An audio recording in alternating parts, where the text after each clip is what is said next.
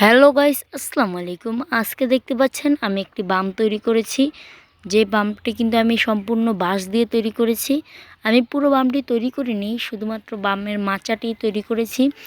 আপনাদেরকে যদি একটু দেখাই, বামের মাচার মধ্যে কিন্তু আমি জোড়াটা দিয়েছি পিন দিয়ে, এবং আমি অপর সাইডে এই পিনগুলো বাঁকা করে দিয়েছি।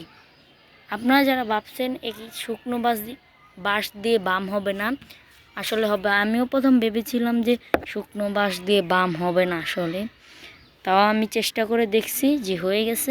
এটা শুধু বামের মাচা। বামটা আমি কালকে সম্পূর্ণ করে নতুন আরও একটি ভিডিও দিব। এবং আপনারা দেখুন, আমার ছোটো ভাই আমার পুরনো বামটা নিয়ে এসেছে।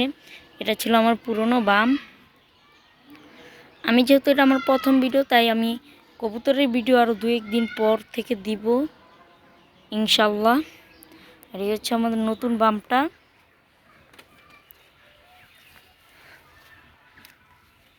পিছন দিয়ে ফুললি সাদা, এখানে আমরা বাঁশ দিয়ে বামটা ঠিক এই জায়গায় আমরা তুলব এভাবে। আমার কবুতর সব ওই সাইডে। এই আর কিছু বলার নেই।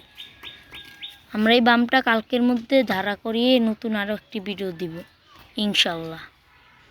আর আপনারা সবাই আমার কাছ থেকে ভালো ভালো ভিডিও পাওয়ার জন্য চ্যানেলটি সাবস্ক্রাইব ও ভিডিওতে লাইক করে যাবেন ইনশাল্লাহ।